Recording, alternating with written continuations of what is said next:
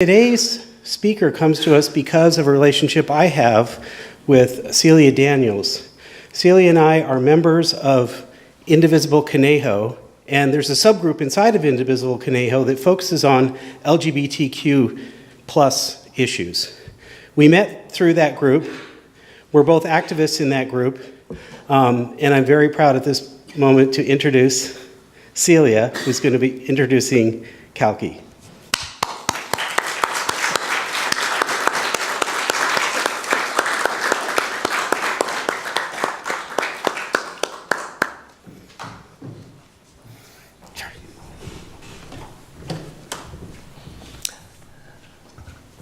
Hello, I think you guys are doing well. This is our first time here. I live in Thousand Oaks, Newbury Park, and I just wanted to give you a quick idea about how I met Kalki. And I came out in this community, and I knew I was different since I was 5 years old, but I got a chance to come out in this community in 2012. And UCC, Simi Valley was one of the churches that helped me to express as Celia. So I had the opportunity to do a lot more active work, not just focusing on me, but also on the community. And that's what my parents taught me. So one of the things that I did was I reached out to a person. I knew she was doing a lot of work in India, and I reached out to her a couple of times. I emailed her and I said, hey, I would like to get in touch with you because I'm learning and I want to know what's going on in India. And I'm an Indian, and I think I'm different. I just want to get in touch with you. But she was too busy, and she's a very busy person. So Kalki is a really busy person. She's in the movie industry. She speaks in various universities. She had done a lot of campaigning in the government as well. So for the third gender. So I'll let you introduce yourself, Kalki. But there's so much that she was doing that she didn't have time. But for some reason, in 2015, my dad passed away, and I had a chance to go back to India, and I buried him, and I was so down. I was so upset, with all this going on in our family, and my mom and dad, both of them passed away. And so I reached out to Kalki, and I just sent her a text saying, I think I want to talk to you, can we talk? And she was like, oh, sure. So I said, I will come and visit you. So I visited her in Auroville, Pondicherry, in India. It was an interesting visit, actually. I got to know more about her, and she was actually in the middle of a lot of activities within that community, not just trans, but also the little village that she was living in. It's a small, remote, rural place. She was doing a lot of work for the community. So they all respected her like Kalki is a goddess in that little village. So I was so amazed and fascinated by what she was doing, and I said, I need to know more about her. And so I got in touch, and slowly our relationship grew. We got to know each other. I got to know her parents, her friends who were staying with her. I got to meet some of them. I stayed with her for a couple of days in India. And the first time I actually went out in the streets in India as a hijra or a trans or an Arvani or a Tirunangai, as they call in India. That's the right word for transgender. So I was so proud to actually walk in the streets of India after 40 years. Since 5 years I've been struggling with this. So it was an amazing thing, and I really want to thank Kalki for this beautiful opportunity she gave me. And she has a lot to talk about today, and the projects that she does. I'm so fascinated because the thing that I hear from Kalki is we need to build more allies, we need to build more relationships, we need to bring more education, and we need to do that from the roots, from the government, from the youngsters. And how do we even take care of the trans elders, right? To that extent, she has a vision, and I was so fascinated, and I said, Kalki, why don't you talk a little bit more? I don't want to introduce everything about you, but, so it gives me a great privilege to introduce Kalki, and she's a sister from my dear heart, and I've never experienced this, and she's going to be with us for a while. She's going to speak and also play a few videos about the trans project, which is called the Trans Hearts, and it's more about how do you empower transgender folks by art and media and And one other thing that I liked what she did was, I'm a guitarist, I play instruments, and I went to her house and she had a little guitar, and I asked, oh, this guitar looks good. Is it Gibson? She said, no, we made this guitar. I was like, wow, you make this guitar? I said, yeah, we have a transgender community that actually makes instruments. So she's an entrepreneur, and most of all, and so she's very inspiring to me, and I thought, I will share this person with the community here, and I had the opportunity to do it. Thank you so much. I don't want to take the whole time, but I thank you so much, and Kalki, welcome.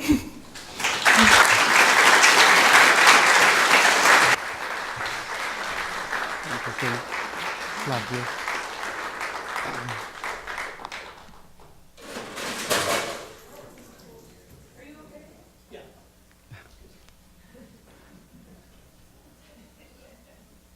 That was a thunderous welcome. Thank you. Ellorukkum vanakkam, namaste from India.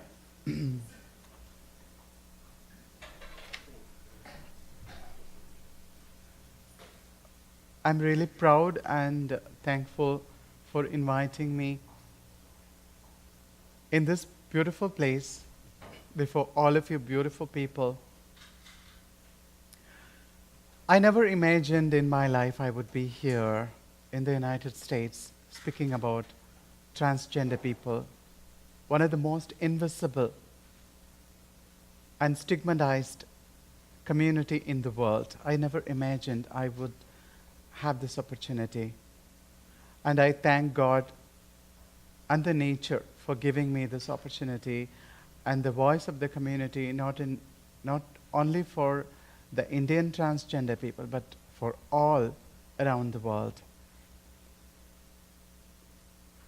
I grew up in a southern state of India called Tamil Nadu, in a very small town called Pollachi, a rural town. I'm from a very middle class family. I had a elder sister. My father was into truck business. My mother was a home manager. So I was the only male child when I was born. So in India, the male dominancy is very high. Patriarchy is very high in India. So as a male child, my parents expected that I would be the star of the family, earning for the family. And they put me into good schools, whereas my sisters were put into a government school, subsidized by the government, and I was put into a premium English medium school because I was a boy. And I grew up, and during my puberty stage, I had this confusion internally as well as externally with the relationship with the people, with my family and everyone. And I knew that who I was feeling I belonged to the opposite gender. My heart, my soul, the way I thought, my expressions, my body language, everything was feminine. And because of this, I went through a lot of struggles as a 12, 13-year-old kid. I went through a lot of struggles at school. Every day I was bullied. Almost at least one person would bully me every day at school. I was the subject of ridicule. I was the subject of abuse and even violence to a certain extent. And not only that, till from my 6th grade to 12th grade, almost in every class I have been abused. And were the teachers there to help me? No, they were not. Because for them, gender was only male and female. And for them, if a boy behaves like a girl or if a girl behaves like a boy, it is not an ordinary thing. It's abnormal for them. So they don't accept it.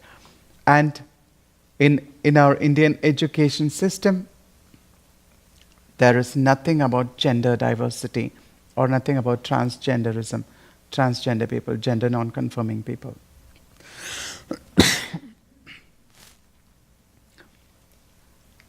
So not only my fellow students, but also the teachers, they're not supportive to me. That was only me.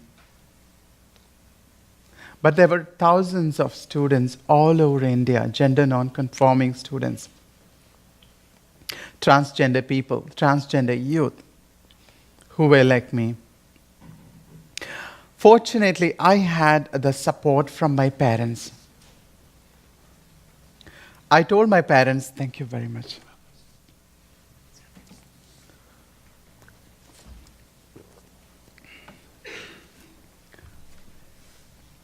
I came out to my parents when I was 12.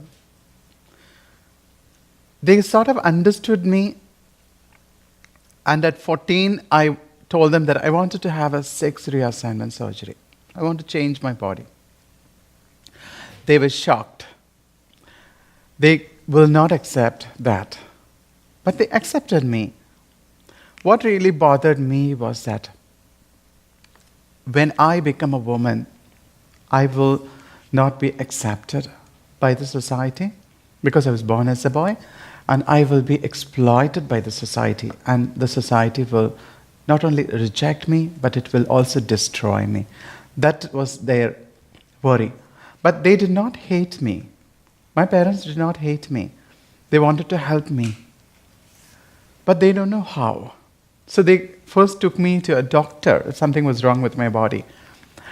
And in India, 15 to 20 years ago, doctors were not aware of gender dysphoria. So my doctor gave me male hormones. He thought that I didn't have enough testosterone in my body, so he gave me male hormone. And my parents forced me to take it. So for 3 days, I was taking it and I felt suicidal. So I threw it off. And then I told my parents, take me to a psychiatrist. So they took me to a psychiatrist, and the psychiatrist actually recommended my parents that I should be taken to a mental health center. So I was taken to a mental health center, and for 1 month, I was put in the mental health center. It was peaceful for me. I mean, it was away from the everyday struggles that I was going through. There were people in the hospital who were trying to listen. Somebody was first time listening to me. My psychiatrist was listening to whatever I was speaking. And that was something that was healing to me. There was someone who would listen to my heart, my story. That was so important, you know. I don't know if they understood my struggle, but at least they had their ears to listen to me. That was so important. And the doctors couldn't do anything. I mean, I was not ill, so there was no treatment. So doctors couldn't give any kind of a medicine or ointment or treatment, nothing at all. For 1 month I was there, and then he told my parents that I will be okay. Just trust in me. The doctor actually said that. I actually spoke to the doctor previously. Please give good words, positive words to my parents, and I will make sure that my parents will be proud. And the doctor was very helpful. He said exactly the same things to my parents. So my parents kind of trusted me. That was the beginning of my journey as a woman and my freedom to be the person I always wanted to be. After my 12th grade, I had to go to a college, which was another kind of series of discrimination stories. I was put into a hostel, which had mostly male students, and I was ragged severely. For the first 2 months, I was ragged severely to the extent of stripping me also. So I endured all that because I had no self-doubt about myself. I know who I was. Yes, I'm in a male body, but I'm a woman, and I have to respect myself first. My femininity needs to be respected. My womanhood needs to be respected. My gender needs to be respected. Even if 1,000 people tell me that I am abnormal, or I'm less than ordinary, or I'm sick, mentally retarded, or something, for me it was important that I respect myself. I accept myself. So I kind of accepted myself, and I endured all the pain and struggles that was put upon me in college too. In hostel that I was staying with the male students, out of those 70 students, at least 45 people were abusive to me. And I was not afraid of that. I did not run away from that. I faced it courageously. I wanted to fight, but in a very, not like voicing out or physically fighting with them, cursing them, I didn't want to do. I went to an office, I went to a typewriting institute. I typed all their names, the 45 names of those guys. At midnight in the hostel, I kind of broke the notice board, and I stuck those 45 names, and I locked the notice board and threw off the key. So I wrote in the list, these were the guys who abused me, and I wrote all the 45 names in that. And the next day, the whole college went crazy. And I was thinking that, okay, at least 3 or 4 of these guys whom actually were in the list would come and beat me up or thrash me, but none of them were brave enough to do this, because they were all guilty, and I was not. They were all wrong, I was not. And that was the end of all the stigma and discrimination and violence I went through. Because I stood up for myself. I voiced for myself. I had the courage to do it. And that was the beginning of my activism too. As a teenager, I had also witnessed one of my best friends who was a transgender woman. She was abandoned by her family, and she was doing sex work, and she was HIV positive. One day when I was walking through a dark lane with her, suddenly two auto rickshaws, the three-wheeler carts that we call as auto rickshaws. Suddenly 2 auto rickshaws came by, and 7 men in those auto rickshaws. And they pulled her inside. They pulled her inside and they kidnapped her. And I was terrified. She was screaming and nobody could help her. I mean, nobody was there to help her. I was a 12 to 13-year-old kid, I remember. And then I went running home. I didn't tell my parents what happened. That night, I couldn't sleep. I was crying all night. And early morning at 6 o'clock, I ran back to her home. It was locked. In a few minutes, she came back, limping, couldn't walk. Her sari was torn. Her face was, all the nail marks on her face. She was raped by 7 men the whole night. And then I cried, she cried, and I told her, let's go to the police and give a complaint. And she said, no. The police would point at me that I'm a transgender, that I'm a sex worker. They would not arrest those guys or take any action. These were some of the lessons to me as an activist, as a child, as a human being, as a transgender person. I understood right from a young age what kind of a life situation people like me go through. And for people who are not educated and poor, it's even worse. At least I was a middle-class family, and my parents put me in a good school. I got educated. I had the courage to voice out for those, not only in India, around the world, whether it's in Africa or Asia, Indonesia, or South America, or in the United States, or in Canada, or in Iceland, or in UK, or in Germany, or in Malta, it is the same story. We are all discriminated for who we are. The irony is, being gender non-conformative or being a transgender is not wrong. It has been there since ages, since human evolution. There are at least 127 species that could be androgynous, that could be homosexual. That's nature, that's nature's diversity. We all know the earthworm, which is so helpful, especially for the agricultural lands. I mean, it produces, its excrements is used as a manure in Asia, the earthworm. And it has both organs, male and female, and it can reproduce itself. Isn't that wonderful? Isn't that little creature was a gift by God for us, for all of us, for the earth? And that gender diversity, isn't that beautiful to be somewhere in between a male or a female? We have black and white, and why not all the colors? Colors make it so beautiful. Colors make a painting beautiful.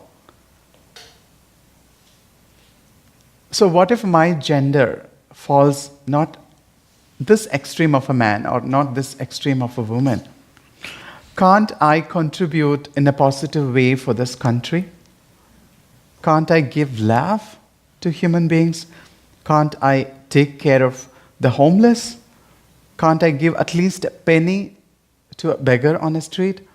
Can't I smile at a child who wants some love on the street? Can't I adopt a child?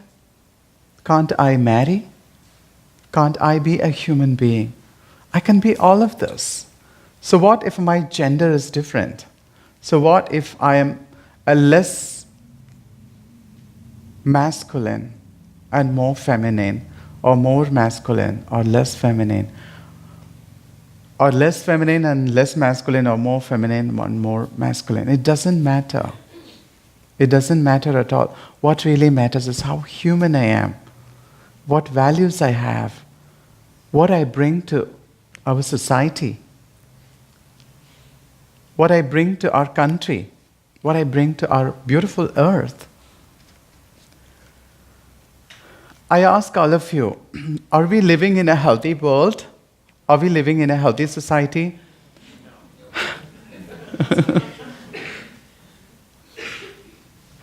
What is wrong with that? I ask you, heterosexual, a lot of heterosexual people,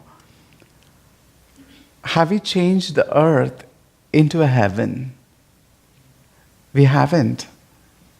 There are problems 100 years ago, there were problems 2,000 years ago, there are problems now. And why is that? Because we look at everything in a very, very narrow-minded way. Religion, or gender, or sex, or race, or color. Everything we put it in a cubicle and we think about it. So what I am brown or black in color, my blood and your blood is the same. My emotion for love and your emotion for love is same. My need for love and romance and security, and your need for love and romance, security, is the same. I was also born in a mother's womb.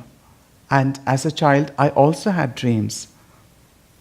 I also had dreams, and like you all.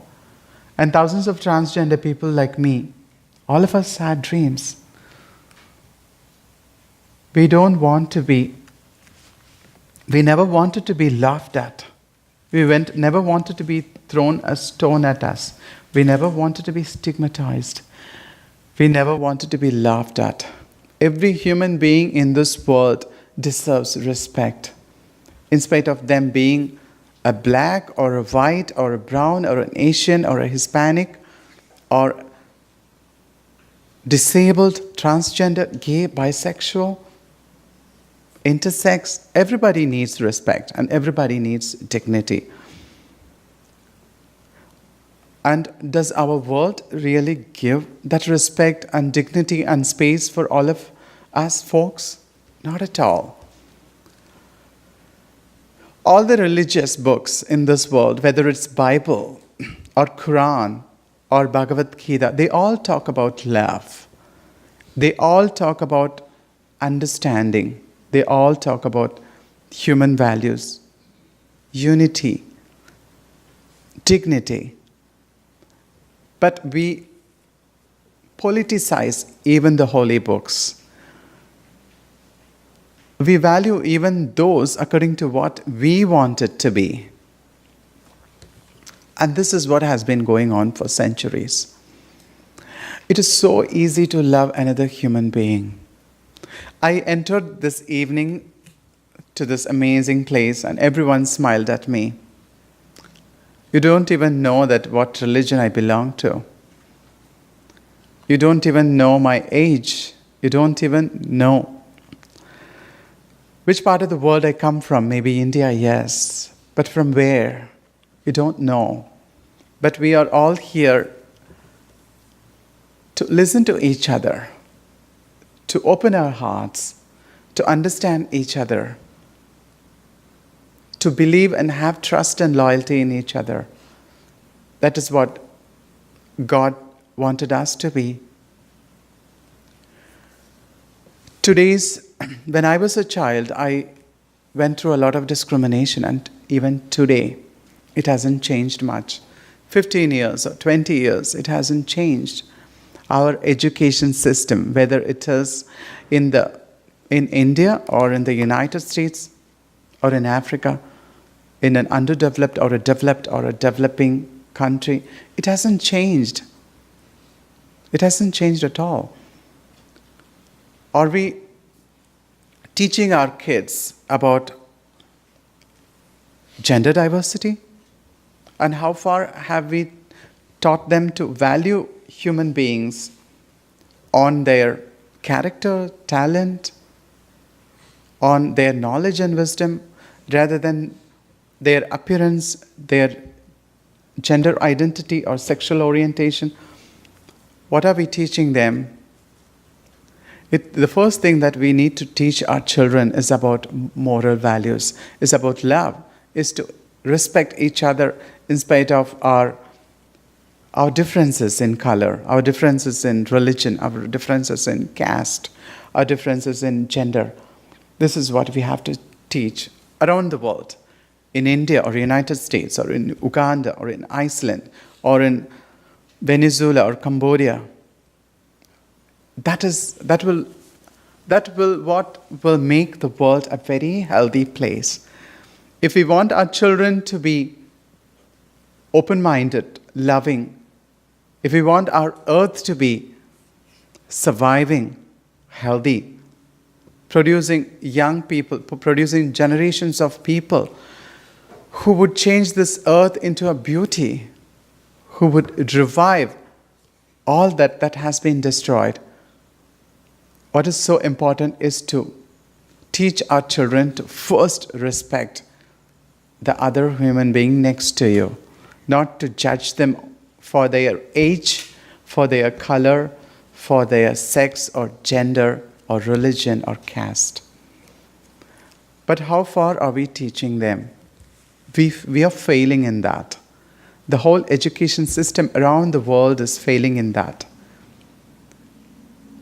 We need to change all that, and I believe that one person can make a big change. One person can make a big change. We all believe that I'm just one person. What kind of a change can I make in this big country? We can. We all can. If Abraham Lincoln can make a change, if a Mahatma Gandhi can make a change, if Nelson Mandela can make a change, if Princess Diana can make a change, then we all can make a change too. We all can. As a child, as I told you, in schools, I have gone through a lot of troubles. And that actually led me to write a book, this book. It's just 20 pages. It's in Tamil. It's called Palinam Urudhipadutha Iyalada Manavar Patriya Aasiriyarukana Kaiyedu.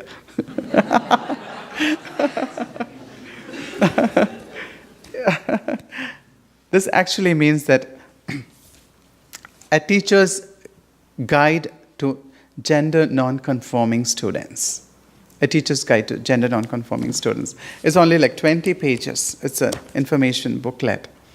If my teacher had a booklet like this, I wouldn't have gone through all those discrimination. If each and every teacher in our country, in India or in the United States, has that access to this knowledge about gender diversity, gender non-conformity, and has the heart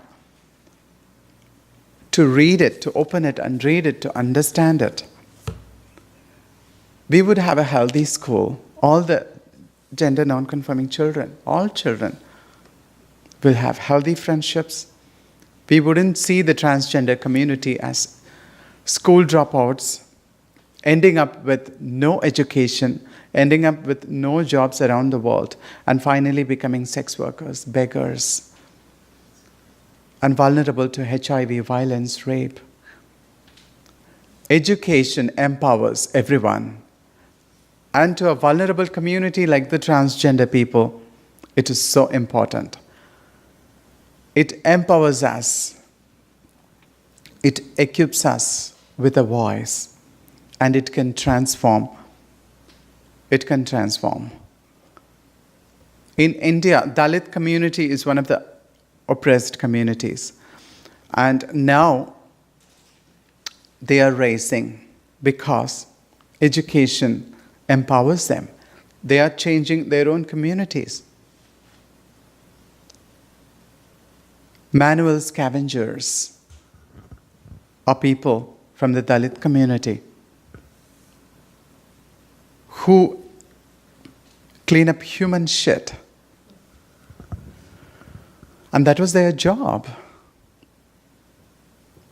And for decades, that was what they were doing because of untouchability, because of casteism.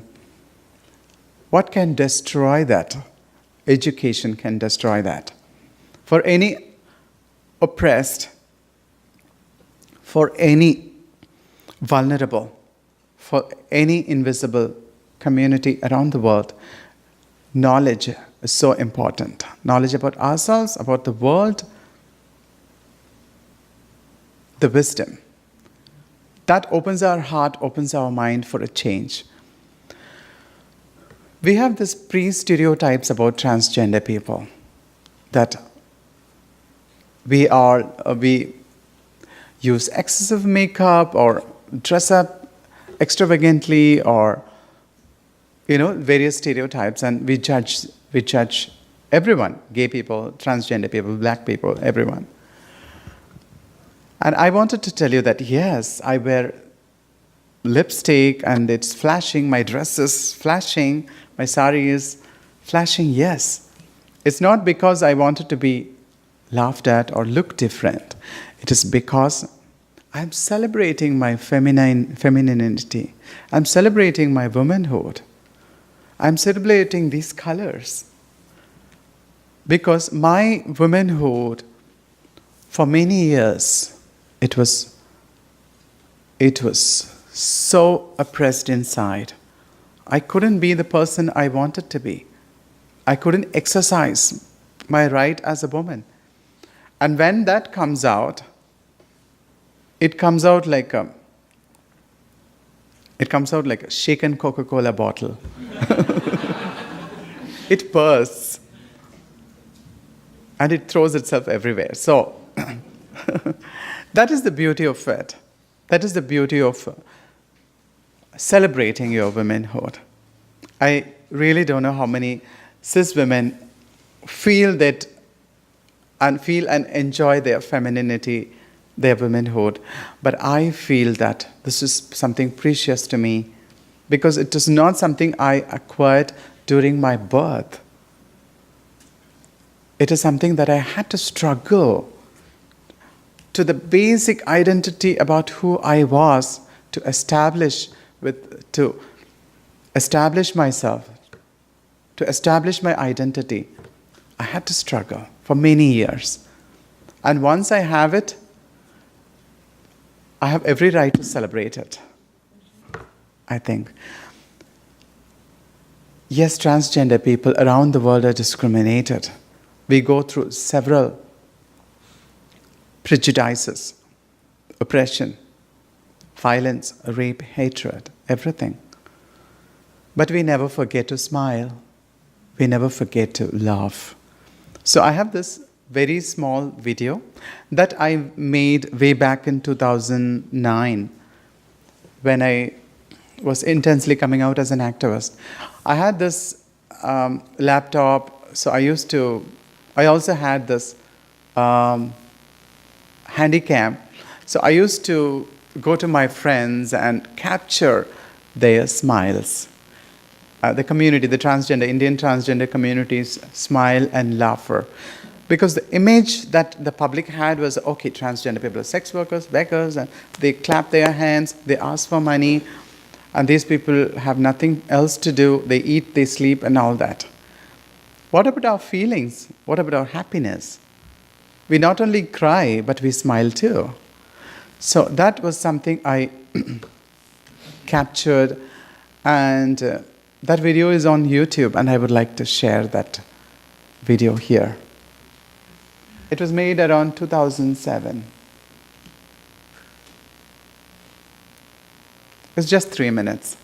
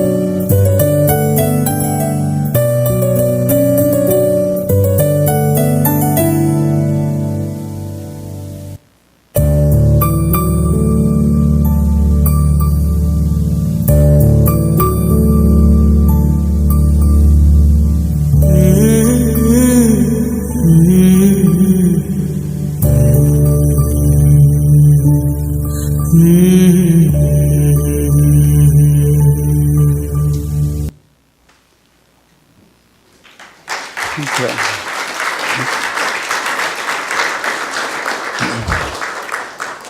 So this was one of the very small efforts that we did way back in 2009 to educate people, to break the stereotypes that about transgender peoples in the society. Way back in 2009, we did it.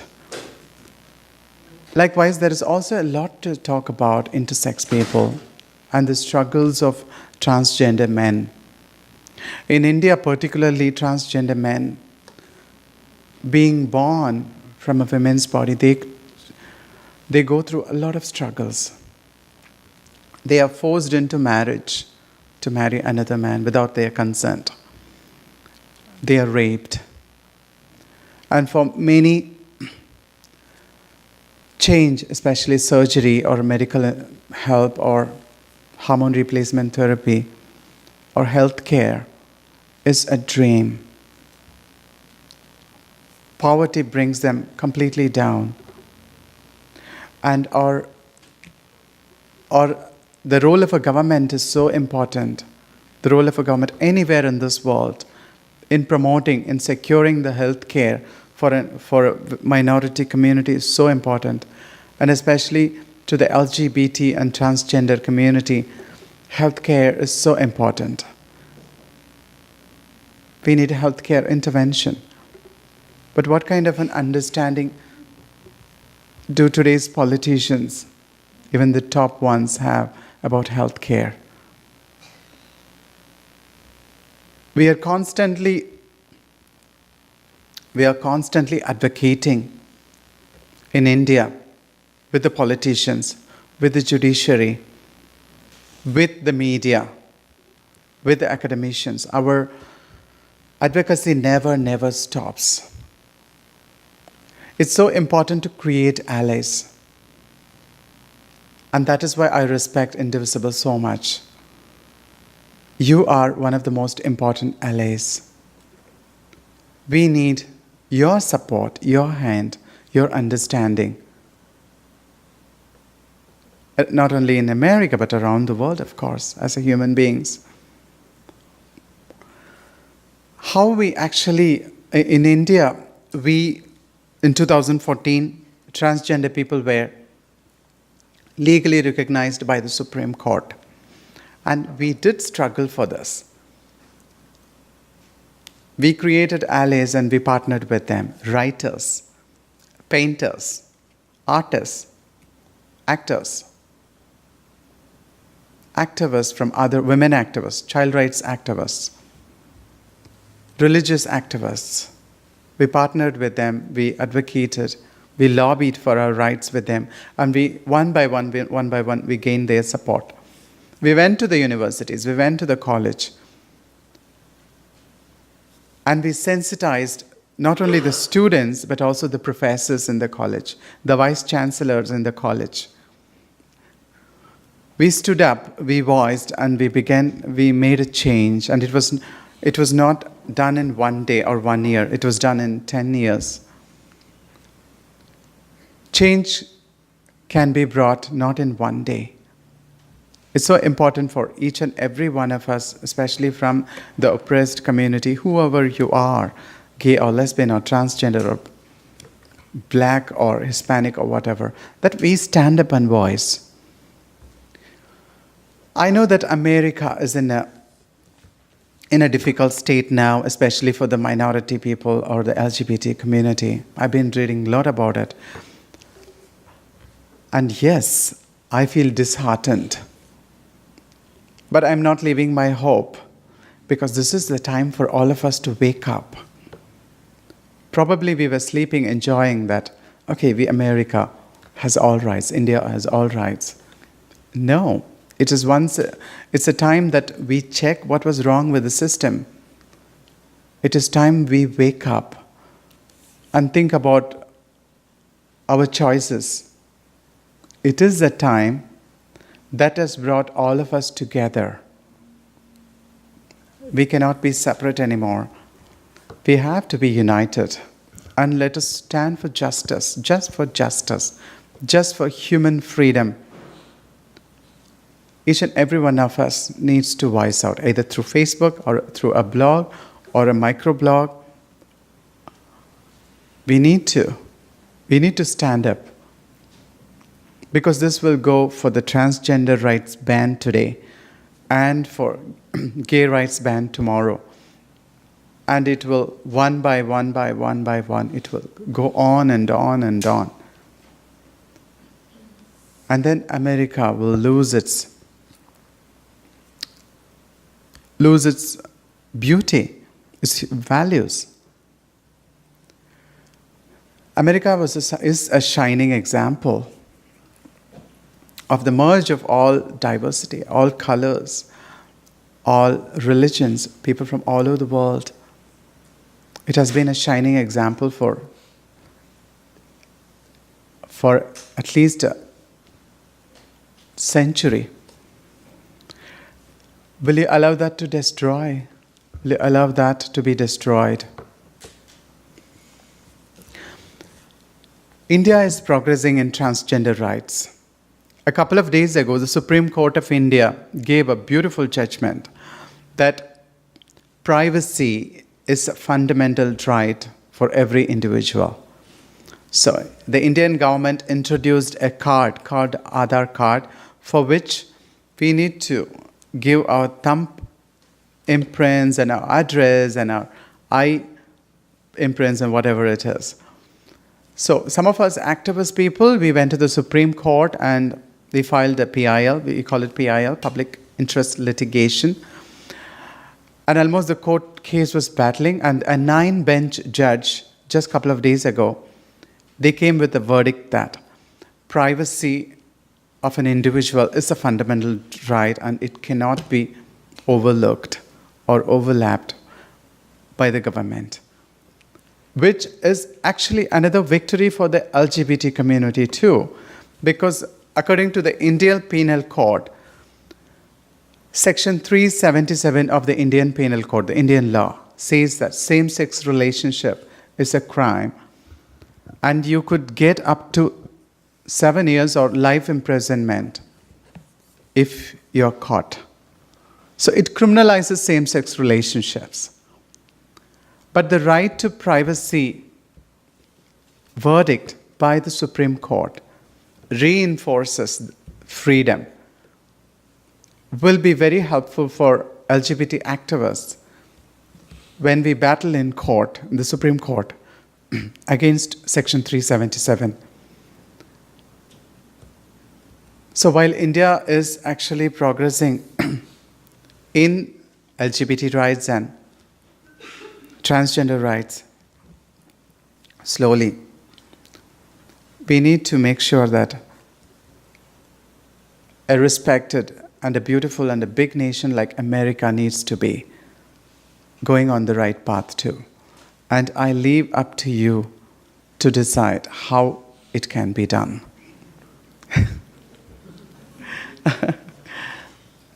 In 2008, when I finished my master's degree in journalism and mass communication, everyone asked me to join in a corporate company because you could have so much money. I did. I worked in a corporate company for a couple of years to earn money, to do my laser surgery, to remove my facial hair, and to do my surgery. I earned enough money and did my gender reassignment surgery. After that, I resigned from my company and I started my non-profit. It's called Sahodari Foundation. It's a very small organization. A group of transgender people, my friends, me and my friends created it.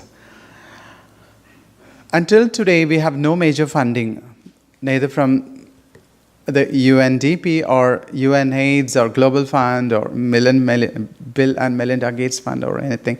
We don't get any funds from any major, and we don't take up any HIV project or anything.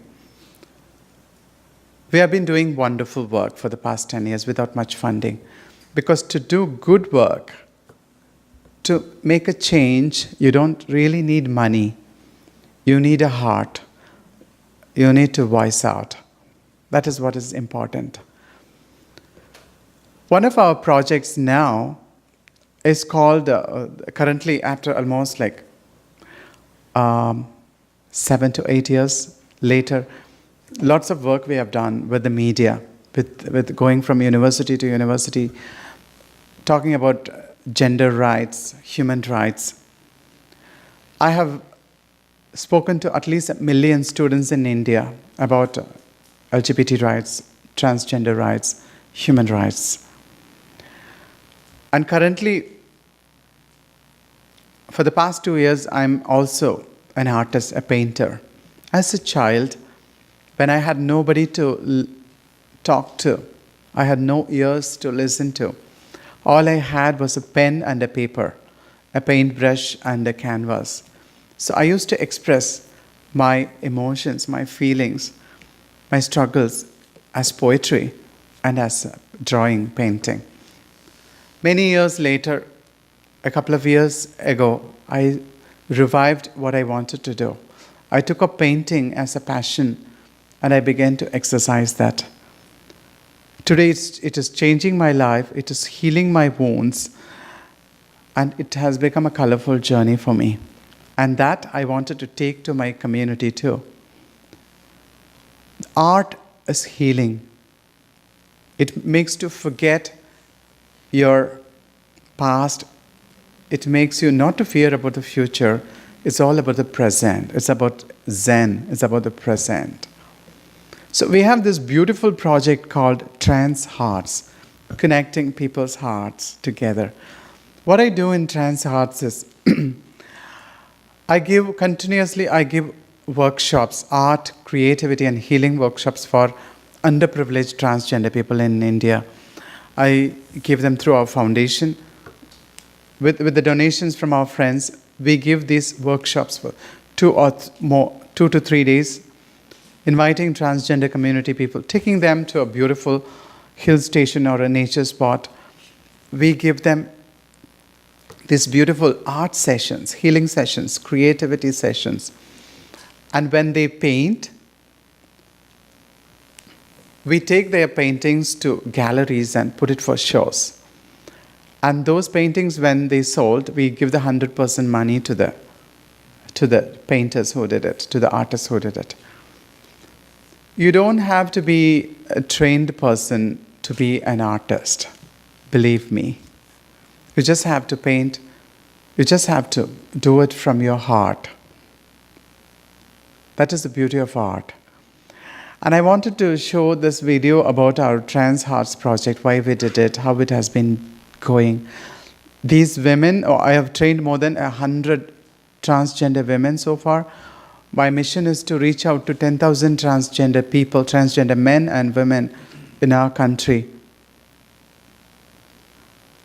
and make them practice art, get into the practice of art, and paint their untold stories on canvas. Because the media always has its own prejudices, its own stories. People don't write about us from their own programmed ideas, stereotyped notions. They write about transgenders or LGBTQ. It's time we have our own medium. And art is something of a universal language. It could be understood by anybody, whether you take a painting to United States or to Nigeria or to Iceland or to Slovenia or to Colombia. Everyone can understand art and can feel it. And I would like to show this a little bit about that project too.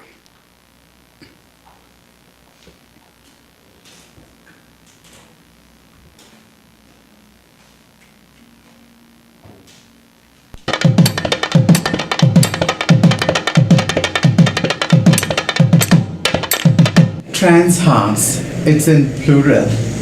So it's about people, it's about trans people. It's not only about actually trans people, it's all about transition, transcending.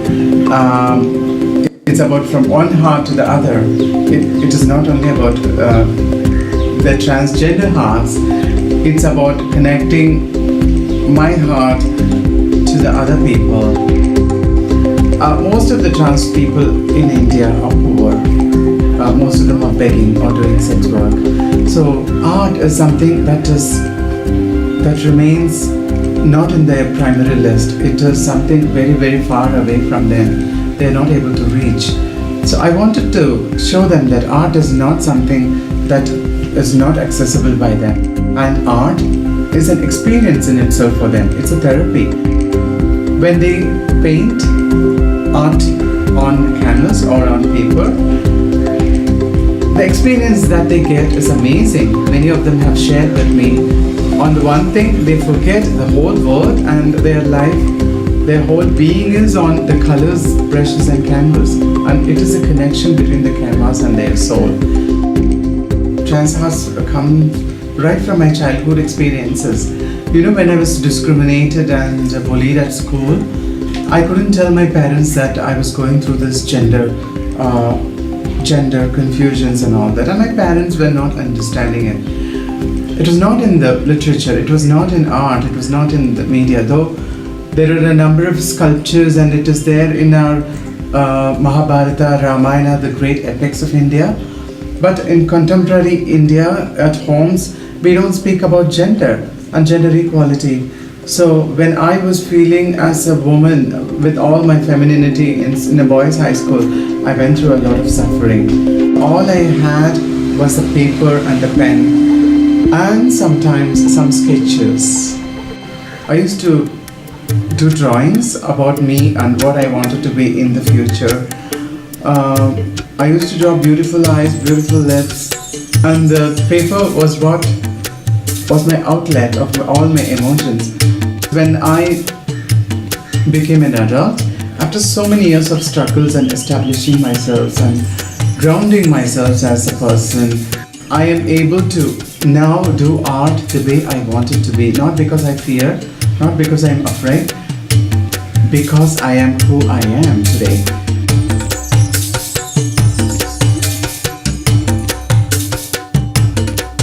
Trans Arts was born out of that because I want to share that experience with the community. Our works, our paintings will speak to the public about the life of us. We are not sad people, we are not complaining. We are happy people, even though we go through a lot of struggles. We never forget to smile, we never forget to laugh. We never forget to cherish the beauty of a small flower. So that we wanted to show to the world through our paintings. We wanted to show our joy, our happiness, our tears, and probably our fears too. So it is everything and it's beautiful.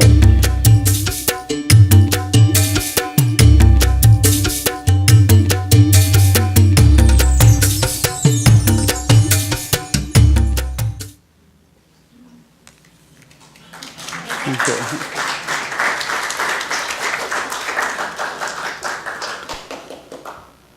Actually, I was supposed to bring art here. And the thing is, like, I really brought art from India. I was in a workshop in San Francisco, and all the art got sold. Thank you. That was amazing. That was really amazing, not only for me. I called up our girls and told them that, look, our art got sold, and they're so happy. Look, my art is going to be in an American home. They were chirping. Isn't that beautiful that their smile made me really happy? And I also brought my own art as well. So I was very happy that I also was very successful in selling my art. So I'm sorry I couldn't bring it here. But if you'd like to purchase, we could send it from India. They are very small A4 sizes. You can just go to Trans Arts. Many of the artwork has been sold. We will be updating around September 15th. We will be updating our website. So keep an eye on the website. And please visit our Sahodari Foundation website, Sahodari, SAHODARI.org. And just type Kalki Subramaniam and you'll find everything on the internet. We have a Facebook page too, facebook.com/Sahodari, SAHODARI. And our priority is for the transgender community, especially, has been education, family acceptance and counseling, jobs, and of course, encouraging them to practice art and giving them the opportunity that definitely they deserve. And I, as an activist, I speak at universities and colleges, I speak to the judiciary, I speak to the policymakers, and it has been a beautiful journey as an activist, as a human being, as a woman. And I'm very happy that I got this opportunity to talk to you and all of you, in front of all of you beautiful people today. Thank you very much. Thank you.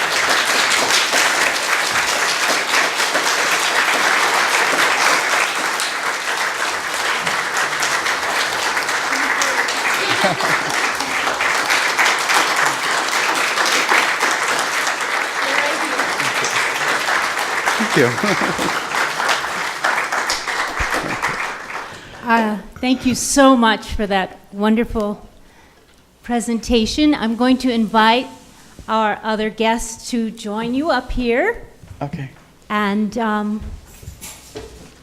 introduce themselves and tell us a little bit about the organizations that you are working with and the work that you do. I can cover. We can cover. I'll start because I have probably the least to contribute. My name is Jennifer Stokely-Ice, and I'm one of the co-founders of Indivisible Conejo here in the Conejo Valley. Raise your hand if you're an Indivisible Conejo member. Yeah, I had a feeling there'd be a few of you here. I know your type. I'll certainly have an opportunity, I'm sure, to answer questions that you might have about activism on the national level. I will point out very briefly that we're having an interesting time advocating as rights get rolled back. This has been a rough 6 months. It hasn't been 7, right? 8. I don't sleep anymore. It's like dog years. Yeah, activism years become dog years. But I do want to just take a quick moment now that Dr. Subramaniam has actually sat down. Thank you very much for your wonderful story and your talk about what's going on in India. And to Celia, of course, for making all of this happen. Celia is an active member of our group as well. We're very lucky to have her. So just very briefly, Indivisible Conejo is a grassroots organization that came into being in January in specific response to the communities and the issues. Oh, that's so uncomfortable. That makes me so sad. The light. Sorry, Brian. Thank you. Can you all still see us? Yes, okay, thank you. I see dots where Brian used to be. And the Trump campaign was filled with a great deal of discrimination, active hate, which of course has erupted now and where exactly you'd have expected that to go. So the Indivisible group sprang up, and ours in particular, and our co-founder John Cummings and Gina Muscatel aren't here tonight, but I'm sure many of you know John and his transitioning son Jason and their family who have contacts with several of the folks up here on the dais. We have 15 issue groups, they ebb and flow, which are specifically, they're not randomly chosen. The issue groups are the communities and the groups that were specifically under attack during the campaign. And so we've organized around those issues and advocate for those issues. So many of you are involved in local activism and advocacy. There's a very healthy issue advocacy ecosystem in the Conejo Valley and in this area in general. And we are lucky to live, at least here in Thousand Oaks and in some of the surrounding areas, in a straight blue stack of legislators, which is lovely. We have a slightly more conservative local school board. Some of you may be following. and our city council leans right, but for the most part, cities, you have to really work hard to manage a city badly in this sort of area, and they're not doing a bad job right now. I don't know that they're doing a stellar job. But the school board in particular is interesting to watch because as the Fair Education Act comes into full implementation, it was passed in 2011 to make sure that education in our schools in California did not reflect only the experiences of white, able-bodied, heterosexual people, that it actually reflected the experiences of everyone in the community and stopped creating invisible margins where we didn't accept or teach our children about this. What that means is that school districts right now are really interesting and hot. So last winter, Mr. Dunn, which Jude mentioned, had issues with the implementation that would require LGBTQ plus lives and experiences to be taught. There is a school district in Rockland, California that just recently erupted over the subject of I believe, let me see if I have this, My Name is Jazz, a little book for kindergartners, right? Look at the faces here. Like, yes, Jenny didn't know that, but I now know this because they didn't read it to me in kindergarten. So that school district, the parents are going through, let's call it pressurization issues as the curriculum begins to include people who have been traditionally marginalized. And so, and then the Fresno School District, many of you may be following this, has a president who decided the appropriate way to react to LGBTQ materials in the curriculum was to insult the community and behave as if somehow this was a choice people were making. We all are familiar with the counter-narrative. So what Indivisible Conejo does in those situations is advocate at the local level, take direct action. And we didn't exist when the initial, but many of our activists did, but Indivisible Conejo didn't. We didn't invent activism. We just concentrated it and turned it into a giant magnifying glass to, affect the outcome. So those school districts are something we'll continue to watch as implementation of the Fair Education Act goes into full drive. At the state level, I'm imagining there are going to be some court challenges now as families start to react to that. And then at the national level, you may have heard, there are a few things going on with LGBTQ rights right now, and plus. We are lucky to have Julia Brownlee as our congresswoman, who made a very concise and completely, what's the word? Morally incensed response to the president's order to ban people from serving who are transgender, which is not that he ever served, but that's commentary, not our job here. So he has sent this to his Secretary of Defense, who has some discretion in how it will be implemented, but in general it means that going forward there will not be the active recruitment that we saw before. That's where we come in. That's where the 6,000 indivisible groups that sprang up over the last 8 months come in. We're fairly independent. We are not coordinated nationally, even though there is a lovely inspiration source in the Indivisible Guide. So our activism will concentrate on people like Congressman Steve Knight, who lives next door in our less fortunate Simi Valley neighbors area, all the way up to Palmdale. He, however, has a 60% chance at this point of being defeated in the 2018 election. Well, that's because of the everyday activism and the voter registration that's happening. He is the most vulnerable Republican in the country because the demographics up there are changing to people who are more in high tech and a different group of, the demographics up there are changing. So, do you guys want some water? There's water over here. I know you have something because Brian brought it to you when you started. Yeah. So I don't want to go on too long because there are more interesting stories to be told. I just wanted to talk about the transition between being part of the local community and then beginning to transition from the groups where people find support and people find help transitioning in their lives or support if they've transitioned into how we become active nationally, which is, as someone pointed out, no longer an option. We may have been asleep enjoying these rights, but it's no longer an option. We have to be extraordinarily active, not just people who are part of the LGBT community, but every single person in our community who values human and civil rights. It is not given to us at this time, at this season of our lives, unfortunately, to sit back and say, politics doesn't interest me. I dislike the conflict. It's not given to us. I suspect I'm talking to the choir here, if you're here tonight, but it's time to make sure that when you see a voter registration drive and you would like to, for instance, not have people who enable Trump at the national level, for instance, Knight, who votes with Trump far more than you would expect, 97% of the time, given that Hillary took his district by 16% in the election. When you see a voter registration drive, you need to get your boots on the ground. You need to bring your mother, your father, your sister, your brother, and your kids. Because the only way we're going to flip the red districts is by registering new voters. So we'll write, we'll advocate. By all means, visit our website, indivisibleconejo.org. And we would love to have all of you be part of our LGBTQ plus action group.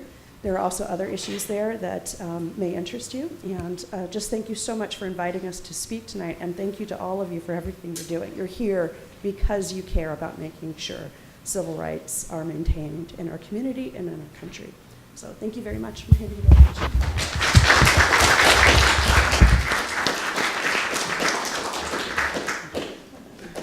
Hi, just really quick, speaking of Mike Dunn, he is currently trying to ban books. And something that someone noticed about the books he was trying to ban is that the majority of them had strong black characters in them. So if you're in the Conejo Valley Unified School District area, we can vote him out in November. So let's do that. He's been on for a very long time. So yeah, hi, my name is Jude. My pronouns are they, them, theirs, but I'm okay with he, him, his as well. And I am the secretary of the Free to Be Me Foundation and the co-operator of Trans Alliance Ventura. That's Anne, who basically the two of us run both of those organizations. I was asked to come up and speak about the community resource centers that Diversity Collective Ventura County just opened, if I can find where on my phone my notes went. Okay, sorry, I've been at work a day. The Community Resource Center, which is now open in Ventura, just opened on the 3rd of this month, has, if my phone will cooperate, an HIV and AIDS education and prevention program, which includes support groups and rapid testing. I'm not sure if those are quite set up yet, but the support and the resources are there at this time, which is important because a lot of people don't realize that Ventura County has a higher number of people who don't know that they have HIV/AIDS until it turns into AIDS, who go undiagnosed, who only find out when they have, are basically dying of AIDS, just a higher number than the national statistics. I don't remember the numbers off the top of my head, but I was very alarmed when I heard them. There are a lot of really great organizations and individuals who have office space like we do in the Community Resource Center, including, like I said, us, Trans Alliance Ventura, and the Freedom of Me Foundation. Rainbow Umbrella Support Groups, which is a youth support group for youth ages 13 to 23, if I'm remembering that, am I? Yeah, okay, good. Hope Counseling, which is I think we have 2 therapists now who have offices in there. Sam Bauer, who's a lawyer who focuses on immigration law and helping illegal immigrants. If I can read this right, PFLAG Ventura has their meetings there. And it is a safer space for everyone. Diversity Collective's whole idea wasn't just for the LGBT community, it was also for immigrants, people of color, just everyone who needs a safe space. What am I forgetting? About Diversity Collective. That's right, and Diversity Collective Ventura County, who opened the center. I thought that was implied, obviously has office space there. They have a very nice big office. So yeah, I'm awkward, so I'm gonna pass this on to Celia. Thank you. Hi, my name is Celia Daniels, and one of the things that I was actually talking about during my introduction was about coming out to a point where there are certain folks, I think, like me, who don't want to transition all the way. So there are a lot of folks who are gender non-conforming, or, you don't really conform to, you don't want to do the operation all the way. And they are non-binaries, there are a lot of other folks in the gender spectrum.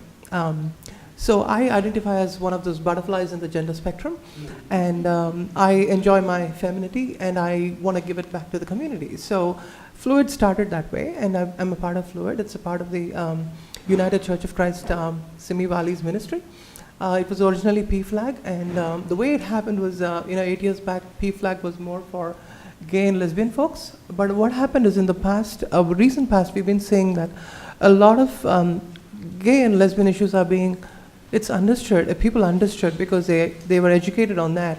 And it's slowly moving into where it was almost 90% were gay and lesbian folks, now it's almost switched the other way. So you're almost close to 90% of them are transgender and gender non-conforming. So there is a lot of need today for folks who want to be themselves, and I think that's an important thing that that this group focuses on. So I'm happy to be part of FFLUID, and also the work that we do in the community. So we work with different organizations, we partner with different organizations and provide us support. So I'm happy to be part of it, and I got to know about this church as well. So I was really happy that this is another church that partnered with UCC in a lot of activities. So I'm glad to be here. Thank you.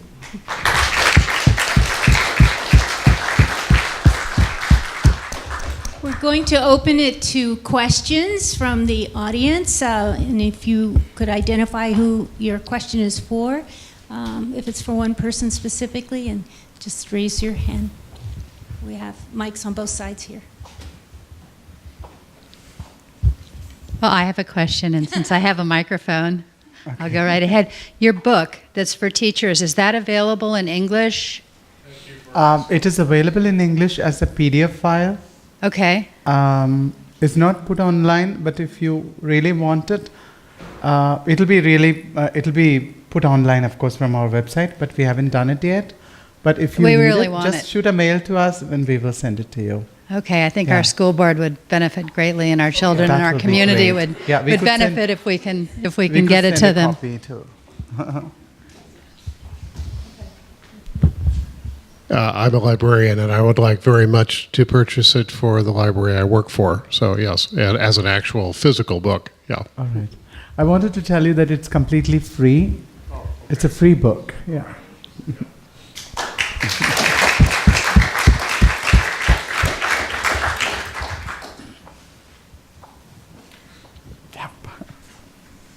I've been certified for 57 years in California as a teacher.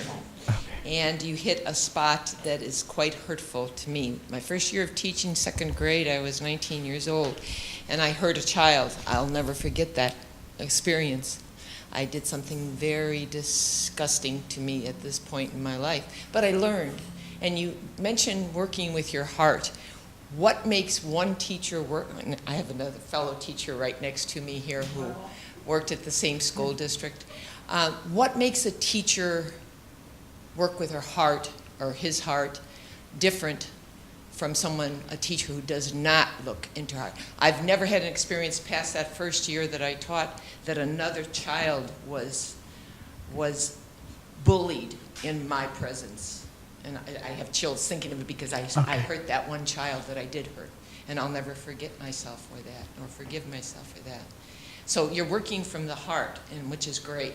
The problem, and if any of you have seen Hillary Clinton on TV admitting in her book that she needed to do something but held back because she was a woman. Now, you experienced being the woman that you are and the male section that was ridiculed. How do we get over that and work from our heart to make it pragmatic so that the world will better itself? Simple question, isn't it? Okay. Two things actually. From a teacher's perspective, I would say that you have to be a student too, because you have to constantly learn yourself. We all have to, as teachers and as people who distribute or disperse or implement that knowledge to young people. We have to be first learners, and of course, I think today also you learn something from me a little bit, at least, I hope. So every day is a constant learning for not only you, but for even like an activist like me, every day is a learning. As a woman coming from a country in the constitutional rights, it's actually in our book and in our law, in constitution, it is, of course, written that male and female are equal, but in reality, it is not so around the world. And especially in our country also it is not the same. But I think the courage, the belief that we have in ourselves, the belief that we have in humanity, the belief that we have in social justice. And that belief comes from educating ourselves, being aware of what's going on around us, what's going on in people's lives around us, and what's going on in people whose lives needs to be heard, needs to be addressed, whom we need to reach out to. It may not be through money, but it could just be through a smile, through a little help. That, when you start to do that, I believe that you become a transformer, and that exhibits in you. I believe that that courage and that boldness will automatically come to you. And that is what makes your voice stronger. Yeah. You educate yourself and you constantly learn and you understand people's problems and you reach out to the needy in your own way, maybe not through money, but through other ways, other 100 ways. And as a woman, I think women create this world. Women have a greater role in the development of the universe, of our countries, of our society. Even from corporate companies to schools, women have a greater role to play. I can say that women today in many countries struggle to have land rights. But those women who had land rights have changed their communities, have changed their families, have changed their health issues and their children's health issues and their grandchildren's health issues. That is where empowerment comes from. So, that right to own a land or the right to educate, right to education, right to a job comes only when we stand up and when we voice. As women, we are not weaker sex. We are strong. A cis woman or a transgender woman, it's no difference at all. Basically, maybe I was born as a male, but I of course, I cannot bear a child, and I don't have uterus or a womb. But I have all the love that I can give to a child on the street, to a homeless child, to a child in an orphanage. I can be a mother, and I can be the best mother in the world. That is what the child needs. I don't care about what the whole world needs. That is the power of being a woman. And that power can do anything.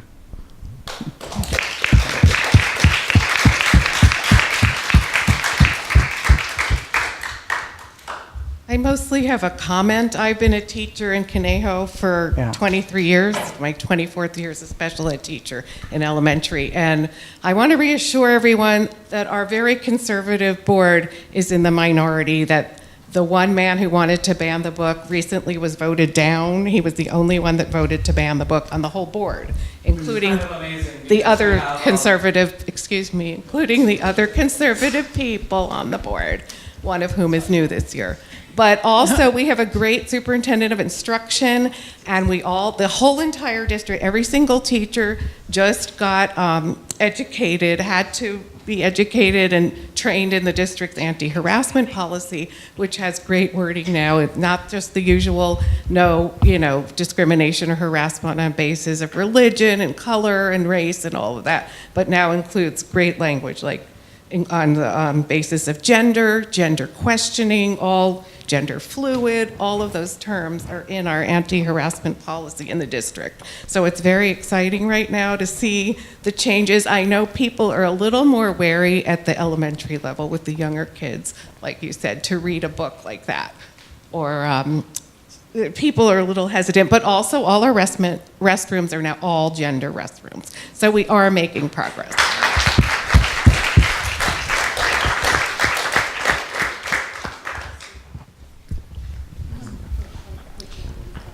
I'm going to let you make a comment you want to make. Okay. I just It's want to on. say that we're going to be moving shortly to continue our conversation over there with coffee and snacks And cookies. and cookies. So, thank you, and it looked good. I saw it before I came over. So the way that we managed to persuade Anderson and Everett not to vote, they went in and Dunn clearly expected at least Sandy Everett to vote with him on his institutional ban, his instructional ban on the Absolutely True Diary of a Part-Time Indian, was because we lobbied them for months. Indivisible, Conejo, and allied groups were writing to them throughout the summer. We appeared at the meetings. We were out in force. There was organization. There were letters to the editor. There was a full multi-pronged assault on even the suggestion that we would have any sort of institutional ban, instructional ban on books, and worked with the people on the board who were fairly sympathetic. So when we confronted them, and there are groups that actually really strongly opposed our efforts, and we will have to watch for that in the next election cycle. But I strongly encourage you that if you're seeing these things happening, that the focal point of the organizing of activism is essential. You have to come together to do what Dr. Subramanian did in India, which is to speak out, to voice out, but to do it in the large groups that exist to help us focus that effort. So I just wanted to make sure everyone understands they went into that about to vote 3-2 to approve the instructional ban until they were happy that they had some sort of opt-out policy. But you guys made it so they didn't do that, so that the vote changed. Sorry, I wanted to jump in. Thank And it you, worked. Jennifer. You guys did it. One more. Hello, my name is Alana Sperling. Two things. First of all, to the general group, let me introduce myself. I am a founding member of the Naval Air Warfare Center Weapons Division Diversity Advisory Team. That is basically we cover Point Mugu and China Lake, which is China Lake is in northeastern Kern County, which is my original employer. I managed to get a 3-month temporary reassignment to Point Mugu because of issues I was having at China Lake with my direct supervisor. So just wanted to introduce myself. I work for inclusion and diversity in the government through that, even though I'm a technical employee. I especially use combustion stability issues and solid rocket motors. So just to put that out there, just to let you know. But the second thing I was going to post, and I wanted to share this for everybody here in Conejo, is that I don't know if you guys realize or not, but Vice President Pence is scheduled to make a stop in Bakersfield. And Beverly Hills as And well. I heard something about him being in Simi Yes. too. So I heard something about I think it was Right. Pence coming to see me. Right. So I am currently working with the group in Ridgecrest in Northeast Kern County as well to help organize a protest of Vice President Pence in Bakersfield. So if anybody is willing to participate with that, please let me know. I will be signing up for your Facebook group as well because I am already a part of the Ridgecrest United. So I wanted to kind of put that link out there to let you know that all of us smaller groups, I live here, but I don't live here because I have a house there, I have a house here. So, I'm kind of in that homeless state, A migratory state. Exactly. So anyway, my name is Alana Sperling, and if anybody here wants to Facebook me or friend me or whatever, I am very willing. So thank you very much. Thank you, Alana. Thank you very much. I want to. We're going to Bakersfield on the 15th if you go to our Facebook page, and down to Beverly Hills.